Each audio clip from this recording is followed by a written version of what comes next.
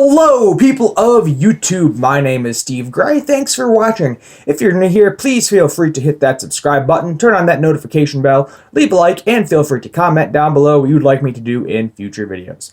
So today we're going to be talking about everything wrong with Darling in the Franxx. Franxx. I don't know. I'm basing it off of the English dub version. That is the those are the episodes I watched. It was all English dub, and they say Franxx, so we're gonna say it's Franxx. So first and foremost, let's just get right into this bad boy, doggy style. That's right. Instantly, the feminists are in uproar because of that good old doggy style seating position, and the man is sitting basically on a throne right behind her. The woman, going on to point 2, is pretty much treated like an object. He doesn't see her face, and he completely controls her. And now you could be saying, oh, well, they have to both operate it, but yeah, no, the woman is just getting blatantly treated like an object in this, and it's, yeah, cut it out. Cut that shit out. So next, ripoff of Gurren Lagann. I don't know if anybody's ever seen that. I'm going to assume a few of you have. But, yeah, no. So, secluded city in the middle of, we'll say it's Earth, I guess. I think it's both. They're both Earth. They're secluded. They're in their own kind of little town thing. Everybody's got a job. Everybody has to do their own thing in place. And then, boom, they figure out there's a big surface world. They find some robots, fight evildoers and other robots. And then, oh my god, random bullcrap space thing thrown out of nowhere. Robot inside of a robot inside of another robot. Ugh, why? Why are you doing this to us? Why are you doing to us? And of course, the age-old teenage drama. So much teenage drama because they are clones and don't know what to do with their emotions because nobody ever taught them what emotions were and what to do with them. Also, going back to the cloning, we don't even know they're clones until episode 20. Episode 20. There's 24 episodes in this first season. That's probably going to be the only season, which I'll get to in a minute. But we didn't even realize there was clones and these people were clones until episode 20. I mean, yes, it was kind of hinted at in previous episodes, a couple of previous episodes, but we didn't know it for a fact that they were clones until episode 20. And going off of that, we didn't even know that they had accelerated growth until like the very last episode or second to last episode, where we hear one of the, I guess, side main characters of the main group. I don't even remember what his name is. It's the fat guy. Saying, oh, well, at least you figured out how to stop that accelerated growth thing, so that way we could just grow up. And yeah, so, yeah. And then going back to the feminist perspective, men control everything in this world, or it is perceived as men. It is a man's voice. Basically, Papa is the main person that controls everything. Everybody does. So, yeah, man's world.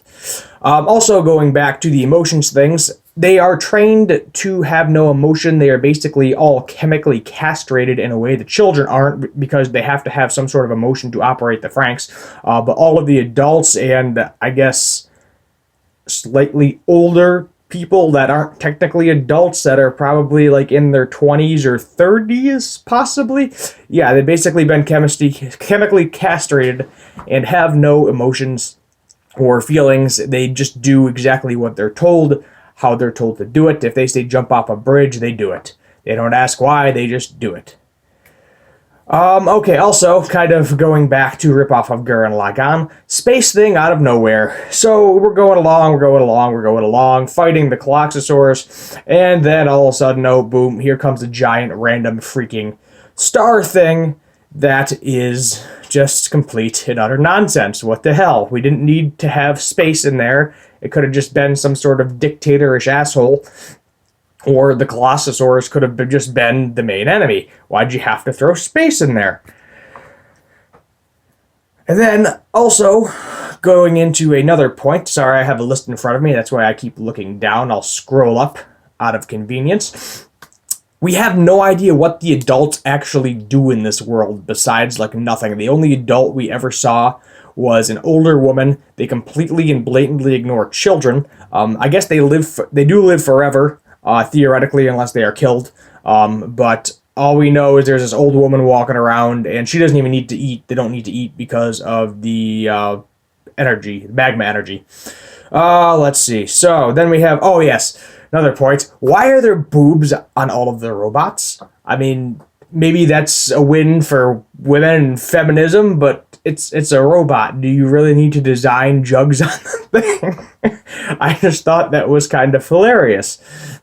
Although I do slightly understand it because the face of the robot is the female pilot, Parasite, in it. But why? Why? There does not need to be... I feel like that would just be wasting materials when you could just make it flat and not have any issues with that. Okay, also, born to die with no purpose. Pretty much all of the characters are. They are born to fight the Colossosaurs. They have no real purpose in life. They just basically just keep fighting until they die, and they don't even question it. Like, this has been going on for like a really long time, and they don't even question it. I mean, I get there's some sort of brainwashing, but Hero can't be the frigging first one that has asked a bunch of questions. And, I mean, maybe they just silence them or something, some sort of dictatorship, but there's got to be more than one person asking all of these questions. Also, and kind of the thing that pisses me off the most here is there is literally no possible way to set up a second season without having a completely brand new storyline. At the end of it, as you know, I'm going to put a spoiler warning somewhere in the beginning of this video. I assume you've already watched the entire series at this point, or every single episode. Hero and O2 pass away, and yes, they are reincarnated at the end, which is kind of sweet. We get to see them under the the sakura blossom tree, but it's basically just a city, and it's like normal life now.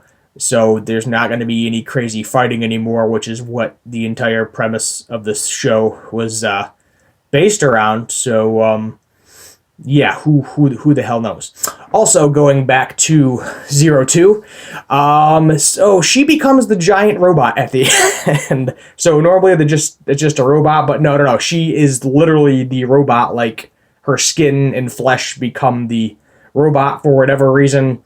Hero no longer has to eat. I'm assuming that's because he becomes a Colossosaur, along with 02, but how is like 02's body still on the planet but her mind's up there fighting? I never really understood that per se. I don't know how your mind can be trapped in a robot, but whatever. I guess I shouldn't look into it that hard, but I'm going to. And how does a frigging 40-foot plus tall crazy space robot turn into a woman with big jugs? Also, going back to that, everything, oh my god, everything is so massively over-sexualized. There's like nothing surprises you just because the amount of over-sexualization in this. And the best part is the freaking kids don't know what to do with it. So they're sitting there popping boners and shit, and they're like, oh what do I do with this thing? I don't know, guys. I don't know. Oh, but that has been why Darling and the Franxx, all the bad things in Darling and the Franxx, just cut it out. I mean, regardless of if you like the show or not, there's a lot of problems. Here you go. Here's all your problems. Thank you for watching.